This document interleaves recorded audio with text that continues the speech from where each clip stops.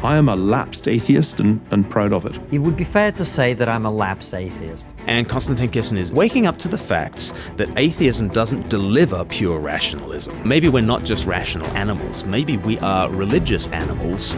And maybe, therefore, atheism doesn't fit us very well for navigating life in the 21st century. And it certainly doesn't give us an overarching story that gives us a meaningful sense of our place in the world. And for that reason, he's starting to question the default atheism he grew up with, and he is a lapsed atheist. Everyone is constantly living by faith. No one is a rational individual navigating the world via logic and reason. None of us do that. Daily life is a leap of faith. Hi, I'm Glenn from Speak Life. We like to see all things through the lens of Jesus. Have you heard the phrase lapsed atheist? I hadn't heard the phrase lapsed atheist until late last year when I heard it on the lips of Ayaan Hirsi Ali. In November of 2023, she wrote an article for Unheard in which she described why she is now a Christian. At the end of that article, she says, "That is why I no longer consider myself a Muslim apostate, but a lapsed atheist." And that's the journey that Ayaan Hirsi Ali had been on, growing up within fundamentalist Islam, deconverting from Islam and becoming an atheist, a celebrity atheist, one of the new atheists, really. But now she is a lapsed atheist, so no longer an apostate Muslim. Then she became the atheist. Now she's a lapsed atheist. What does she mean by being a lapsed atheist? Well, she says, of course, I still have a great deal to learn about Christianity. I discover a little more at church each Sunday, but I have recognized in my own long journey through a wilderness of fear and self-doubt that there is a better way to manage the challenges of existence than either Islam or unbelief had to offer. Now, as we imagine her sliding herself into a pew on a Sunday morning, learning a little more about Christianity Sunday by Sunday, we should also imagine her husband sliding into a pew alongside her, Niall Ferguson. At the beginning of this year, Niall Ferguson went on to Jordan Peterson's podcast and described all sorts of socio-political movements, but at the end, he talked about why Winston Churchill was able to do the right thing, even though it meant career suicide. And Jordan Peterson presses him on that. Well, why would that be the right thing if it leads to failure? What definition of right and wrong exists above the hurly-burly of politics and success and failure on this merely political realm? Is there something above politics that says there's something that's right even if you fail? Isn't that a religious truth claim? And Niall Ferguson clarifies where he's up to in his religious thinking. I'm a lapsed atheist, Jordan. I go to church every Sunday precisely because, having been brought up an atheist, I came to realize in my career as an historian, not only that atheism is a disastrous basis for a society, atheist societies have probably committed more violations of human rights than any others, but also because I don't think it can be a basis for individual ethical decision-making. Churchill was a Christian, and I think has to be understood as such. So I am a lapsed atheist and proud of it. And proud of it. Very interesting. And so he says for two reasons he calls himself a lapsed atheist. One, there is the kind of the meta issue of the failures of atheism, and failures at human rights have existed in the concrete. But I think also at the meta-ethical level, there is a failure of atheism to provide the grounding for human rights. Because if we are merely evolved apes, why do we have inviolable human rights? There is a tension, right, at the heart of a purely secular vision for human rights. I'm always saying, secular, humanist, pick one. Because if we are just clever animals, why do we have inviolable human rights? Is there a human exceptionalism in the evolutionary scheme? Surely not. At the meta-ethical level, atheism fails to deliver the kind of humanism that we all have come to expect and come to judge religions by, and so atheism fails at that kind of grander level. It also fails in the individual choices. And he says, no, Winston Churchill made certain choices because he was Christian and believed that there was right and wrong far above whether you succeed as a progenitor of your genes. And so he has deconstructed his atheism to some degree. He is a lapsed atheist, and he's sliding himself into a pew next to Ayaan Hirsi Ali to learn a little more about Jesus Sunday by Sunday. So that's the second person that I was aware of that had been calling themselves a lapsed atheist. But then a third person has joined the Lapsed Atheist Club, and just a couple of days ago, Konstantin Kisin released this video called The Atheism Delusion. The Atheism Delusion. When asked about my religious views, I usually call myself an agnostic. But if I had to describe my views more accurately, it would be fair to say that I'm a lapsed atheist. Born in the Mecca of non-belief that was Soviet Russia, my view of religious people as ignorant, obscurantist and doctrinaire was only reinforced by watching my comedy heroes like George Carlin and Bill Hicks take big and legitimate swings at the disconnect between the teachings of religion and the behavior of the religious. Hicks summed this incongruity up perfectly by recalling a story of three men approaching him after a gig in Alabama. Mr. Funny Man, come here. Hey, buddy, we're Christians. We don't like what you said. I said, then forgive me. I love Bill Hicks. When I was a teenager, I could give you every line of that routine. I listened to his comedy stuff on repeat. I wore out the cassette tape in my Sony Walkman back in the 1900s as I listened to Bill Hicks. He was an absolute comedy hero of mine as well. And Konstantin Kisin is very careful to say that Bill Hicks and George Carlin were reacting against a certain kind of religion. And certainly growing up in Soviet Russia, Konstantin Kisin was rebelling against a certain kind of religion. But we're not in that place anymore. When you start to think about the belief structure of the West, we're not thinking about a very strong, dominant Christian culture that lives in kind of Bible Belt America with white picket fences and kind of buttoned up and wagging the finger and thumping Bibles.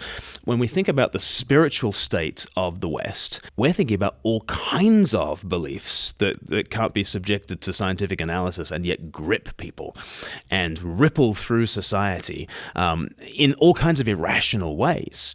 And Konstantin Kisin is waking up to that and waking up to the fact that atheism doesn't deliver pure rationalism. Therefore, maybe we're not just rational animals. Maybe we are religious animals. And maybe, therefore, atheism doesn't fit us very well for navigating life in the 21st century. And it certainly doesn't give us an overarching story that gives us a meaningful sense of our place in the world. And for that reason, he's starting to question the default atheism he grew up with, and he is a lapsed atheist. Now, where does the term lapsed come from? Well, it's a phrase that's usually associated with lapsed Catholic. And so there's a very strong sense in Catholic families and in Catholic countries that once a Catholic, always a Catholic. But you might be a lapsed Catholic. You might never have been to Mass in the last 45 years, but still you're a Catholic. Catholic I live, Catholic I die. And therefore, it's kind of the default setting of someone who lives in a Catholic country, was born into a Catholic family. And yet, it's something you've sort of deconstructed from. And I want to talk to you about how there are three ways in which that's really helpful to apply to the atheism debate. And one reason why it's not helpful, okay? Here are three ways it's helpful to call yourself a lapsed atheist. First of all, it tells you that we are all unbelievers. It's a point that I made to Konstantin when he came on the channel last year. He was talking about God, and I asked the question, which God are we talking about? And if you don't believe in God, the question then becomes, which God don't you believe in? He thought that was a good question. If somebody ever says to me they don't believe in God, my next question is, well, which God don't you believe in? And they end up describing some kind of distant individual, high on power, low on personality. See? Told you we thought it was a good question. Now, this puts us on to the fact that we're all unbelievers. I'm an unbeliever. Like, Ricky Gervais is right to say that I disbelieve in 2,999 gods that are out there. You don't believe in 2,999 gods, and I don't believe in just one more. And I disbelieve in materialism, right? I disbelieve in Thor and Osiris and the Aztec gods, and I disbelieve that we are simply matter in motion. I disbelieve that this is a godless universe. I think all of those are fairy tales, all of them. I'm skeptical about all those things, and I plump for the Jesus thing. So, I am a skeptic. No one can be a thoroughgoing believer without doubting other things, and no one can be a thoroughgoing doubter without doubting on the basis of other beliefs. But we are all unbelievers. And I think it's really helpful on the lapsed atheist side of things to think atheism is presenting itself as a totalizing worldview that orients you in the world. And I doubt that. It's good to doubt that we are simply matter in motion. And then the second thing to realize is that we are all believers. All of us make a wager on certain truths being there. We all step out into the world on the basis of something like universal human rights. We all wager on the fact of human equality. We all kind of invest in the fact that other humans are valuable, and just because you're rich doesn't make you more valuable than somebody else. Those sorts of things are always in our calculation. And it might prove to be that I treat you like a human with dignity and worth, and you treat me like a mischievous ape, right? And that will be costly for me. I will make a sacrifice to believe in what I believe about humanity. Forget about God in this scenario. If I simply believe certain things about human life, it will mean a wager of faith. It will mean a sacrificial offering. Daily life is a leap of faith. The idea that most of us, most of the time, are just navigating the world via reason and logic and evidence, and then every now and again a faith head does this weird thing and believes in stuff.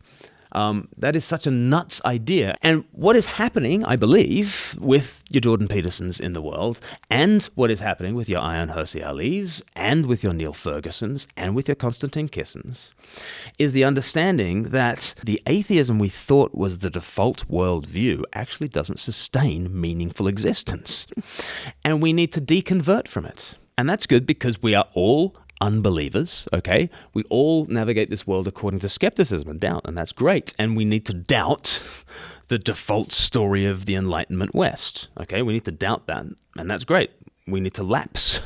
We need to fall from. We need to deconstruct that kind of default atheism. We're all unbelievers, and we're also all believers.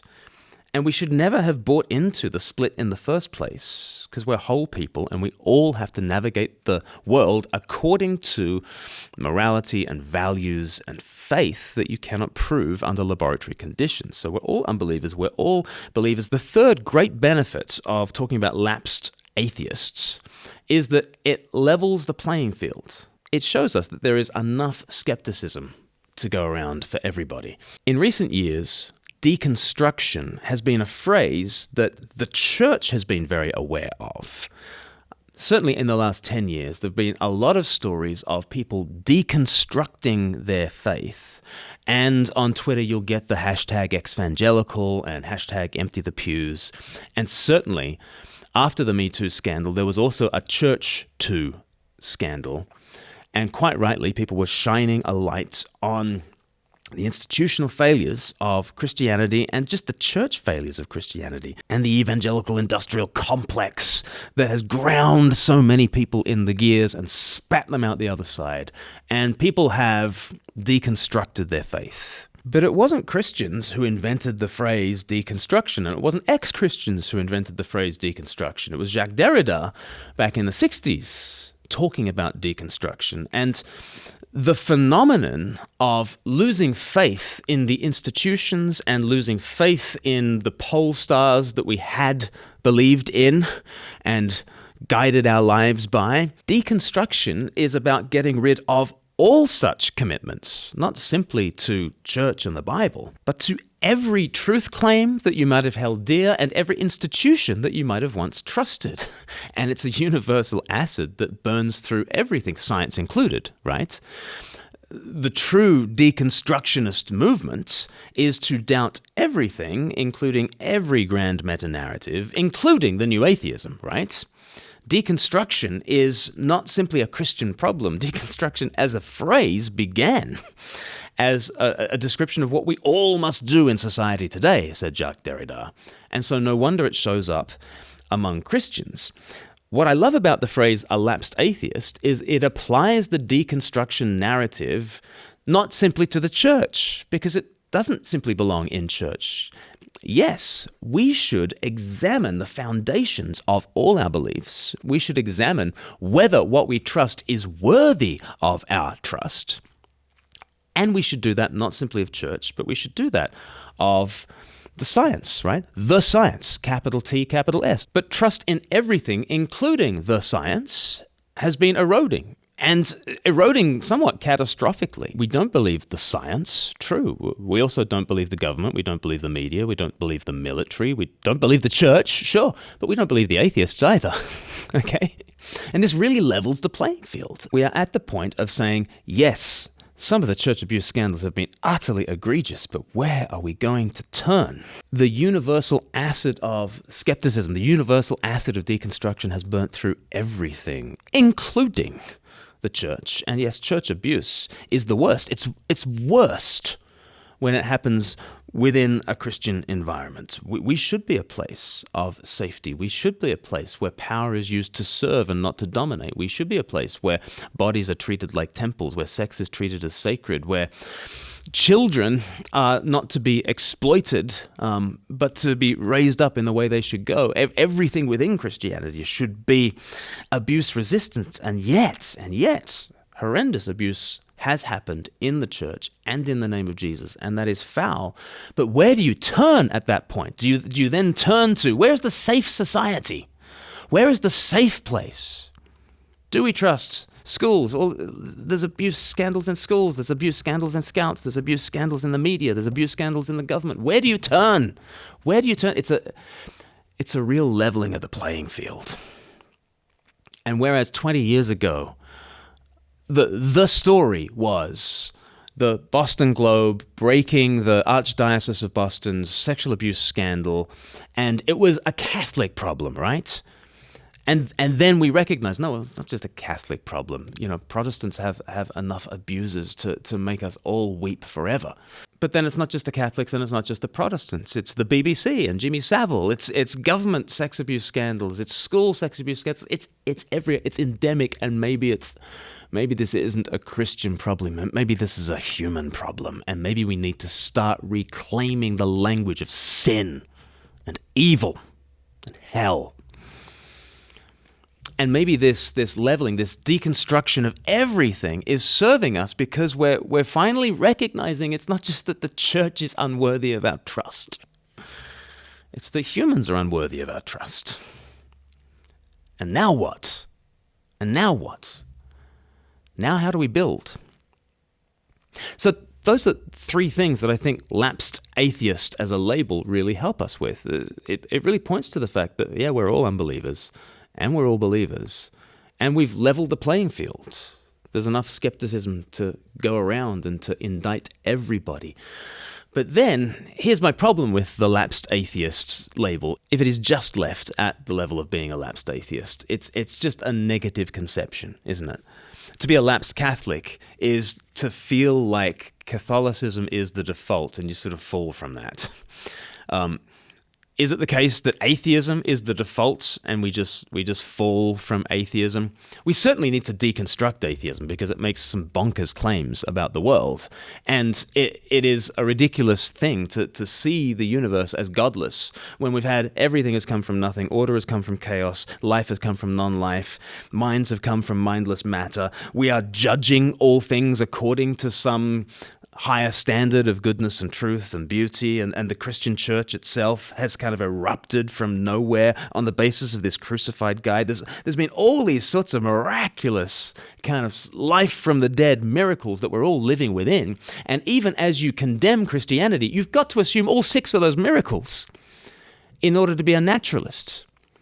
And that's really how so much of naturalism, so much of atheism proceeds. It just assumes its supernatural claims right at the outset and doesn't blink. And it keeps going. And it just assumes everything's come from nothing, order's come from chaos, life has come from non-life, minds have come from mindless matter. There is an objective realm of morals and goodness and truth and beauty above us, and that the Christian church just kind of emerged from the death of Jesus, out of God-forsaken execution has come world domination. And all of these are life from the dead miracles that you just, as an atheist, assume.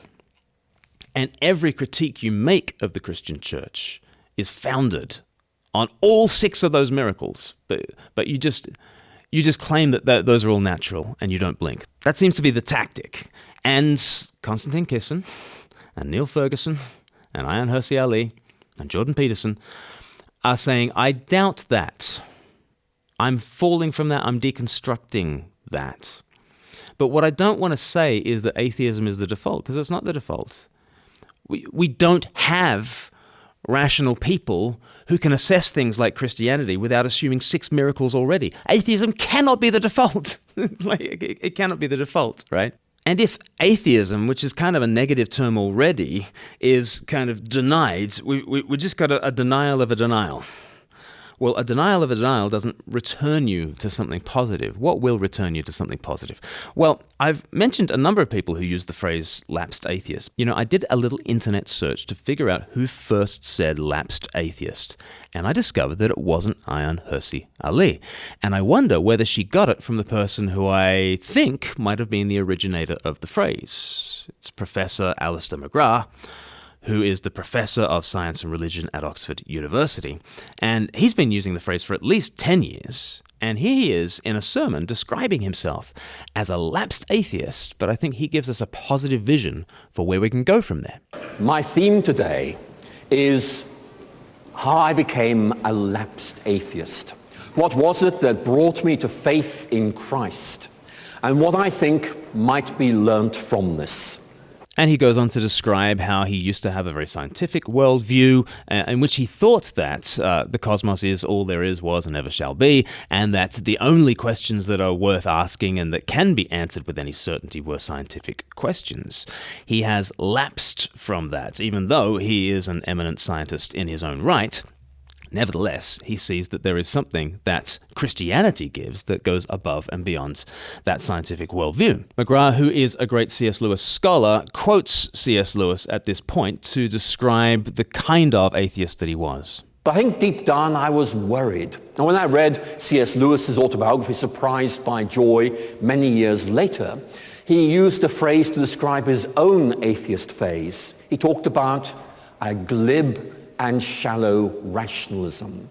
That's a very good phrase. It describes perfectly what I believed at that time and was discovering to be, how shall I put it, existentially unsatisfactory. It did not help you deal with big questions of meaning and value. It did not help you cope with suffering. The suffering, tough, get on with it. Were there deeper answers that I had somehow missed? So I went up to Oxford to study science in more detail. And I decided I really had to sort this mess out. I need to think through what I believed on God and stuff like that. And so I spent the first couple of months at Oxford doing exactly that. I think there were 2 things that really happened to me. One was I began to realize that atheism was much less intellectually rigorous than I had thought. I just naively assumed that any thinking person is an atheist, end of discussion. But as I began to look at it in more detail and talk to people who were not atheists, I began to realize there were a lot of unanswered questions that really opened up much more interesting possibilities. I also began to realize that atheism was a faith. That may surprise you. But as a Christian, I believe that there is a God, but I can't absolutely prove it. When I was an atheist, I believed there was no God, but I couldn't absolutely prove that either. What happened during my time at Oxford is I swapped one faith for another. I left behind my atheism, the belief there is no God, and embraced Christianity. Now, why did I do that? I think there are two main reasons that stand out in my mind. One of them was the realization that I had misjudged Christianity. I had in effect based my understanding of Christianity on some conversations with friends, on some articles I read in newspaper, and I began to realize these just were not reliable, that I had rejected a caricature, a pastiche, rather than the real thing. And I began to feel very intellectually uneasy about that. I had rejected something on the basis of a less than adequate engagement. But secondly, as I talked with Christian friends and began to read books by some Christians, I began to realize that Christianity offered me a big picture, a way of thinking that brought together my faith and my science. And also me. I didn't need to say, right, there's faith, it's in that bit of my mind, there's science, it's in that bit of my mind, and they don't ever connect up with each other. Christianity gives you a coherent worldview. I'm sure you've taken snapshots on holidays, and you're looking over a beautiful view. And there's a nice snapshot of a river, there's a lovely snapshot of a village, and then there's a mountain peak. And then somebody else who's got a rather better camera than you, in effect, takes a panoramic shot, which captures the whole landscape. And you can see how your bits fit in, but the overall picture was bigger than the bits you had appreciated. And secondly, you can see how those snapshots fitted in to the bigger picture. And that theme of the coherency of Christianity really is of major importance.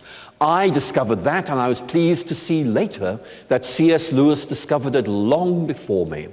I'm going to give you a quote, if I may, from one of his best lectures. It's called, "Is Theology Poetry?" If you want to know the answer, you have to read it, but it all depends on what you mean by poetry, what you mean by theology. But here is its final concluding sentence. I believe in Christianity as I believe that the sun has risen, not only because I see it, but because by it I see everything else. And what Lewis is offering us is a vision of Christianity as something that makes sense, that discloses coherence. It's like the sun rising on a landscape, which is happening outside the windows, as you can see. It burns off the mist. You can see further than is otherwise the case. And what Lewis is saying is that Christianity makes sense. It makes sense of who you are. It makes sense of what's wrong with you. And even more wonderfully, it says we can do something about this and get started all over again.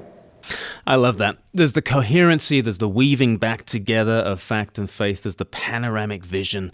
And that quote from C.S. Lewis, I'm always thinking about it. In fact, every time I open a video on this channel, I'm basically quoting C.S. Lewis. I say, we see all things through the lens of Jesus. And C.S. Lewis said, Christianity is not just something you see, it's something that by it you see everything else.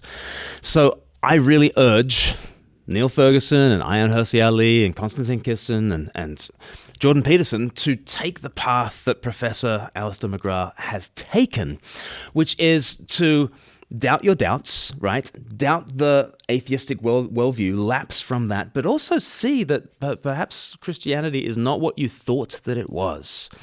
Return to the scriptures, see Jesus again, and in him you will see a figure who is big enough to unite heaven and earth, big enough to unite fact and value, big enough to reweave the world. Because actually, the split only happened because we disconnected ourselves from him in the first place. It's really worth looking again at him. Lapsed atheism is a great first step. It recognizes that we're all unbelievers, that we're all believers. It levels the playing field because there's enough skepticism to go around for everybody. But you can't simply remain at lapsed atheism because that is just to deny a negative in itself. And simply denying a negative does not give you the positive. What gives you the positive? It is Jesus. And I'm very interested to know whether Ayaan Hirsi Ali got the lapsed atheist phrase from Alistair McGrath. But it's good to know that people have trod this path before, and you can find the coherence that you're looking for. You can find the meaning and the purpose and the significance. You can find the grand panoramic vision in Jesus. And if you want to discover life according to Jesus, we've got a great course that you can do. It's 321course.com. Go there now, start an account. It'll take you seconds to get in there, and you can start to see who Jesus is, why he came, what it means to follow him.